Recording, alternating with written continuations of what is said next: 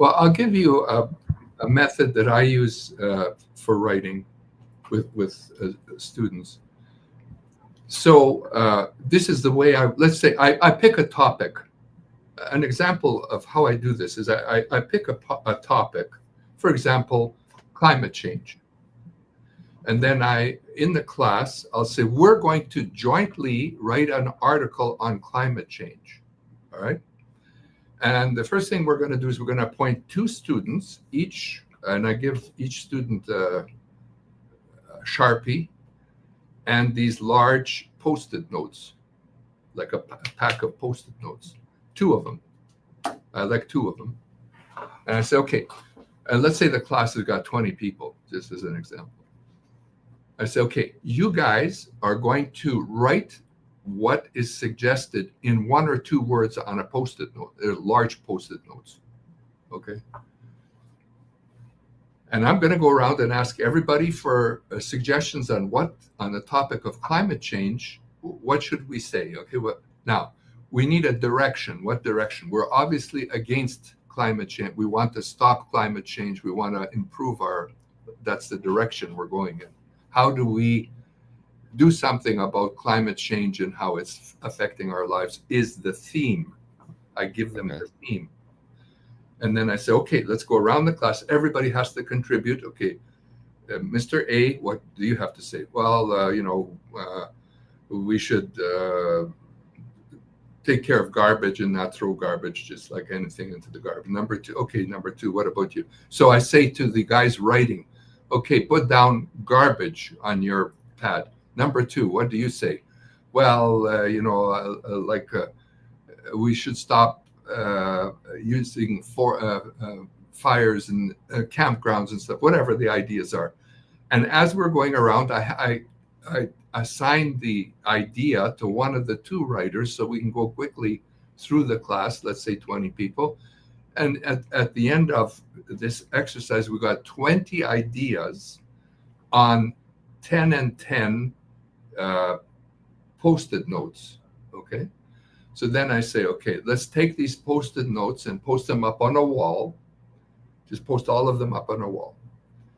And then we go, okay, now we're going to decide, where did these ideas fit into the article we're writing?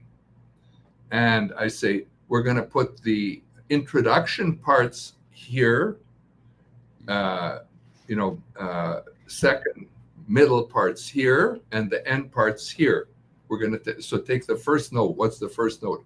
Okay, let's take care of garbage. No, okay, is that something that belongs in the introduction, in the middle, or at the end? What's the second note? Where is it? And we also have a parking lot, which is a place that we put Post-it notes where we don't know where to put them in this structure. But if we go through the 20 notes, probably about 18 or 17 or 18 of them will fit into either the introduction, the body, or the conclusion. Okay. And then when we're done with those, we return to the parking lot and say, can we fit of these anywhere in this thing or not? If we can, we put them in. If we can't, well, let's leave them there for a minute again. But let's organize these thoughts. Okay, let's take the introductory parts, just those Post-it notes that belong in the introduction, and let's put them in the order that you think they belong. Is a number, let's say we have 5 notes that belong in the introduction. So say, okay, of these 5 notes, which one should come first? Whatever it is, second, third, fourth, fifth. Same in the middle, same in the third. And now we got a flow of ideas from introduction to the body to the conclusion. We go back to the parking lot. Do any of these ideas fit in anywhere in here? Can you see anything? Either they do or they don't. If they don't, we throw them away. If they do, we put them in. Now we have the full flow of our article on climate change. Now the value of doing, and I do that with many times when I'm writing an article, especially a longer article, I use that method to sort out the ideas because it has a way of synchronizing and coalescing these various ideas that go through my head into a pattern that's understandable, a common sense way of putting those ideas out. And so I will say to the class, so now this is a demonstration of how I write. But the way I do it is, if I've got a theme that I'm thinking about, oh, gee, like the election, the recent presidential election, good or bad. So for a few days, I'll be sitting there just thinking, thoughts coming through my head. Okay, Trump, Harris,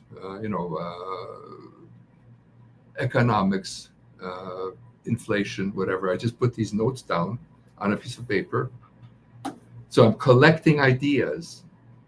And what I'm doing when I'm ready to write, I'll take those ideas, put them on Post-it notes, put them out on a table, and organize them in the way I just told you. And then I just write the article, in the way I have organized the Post-it notes.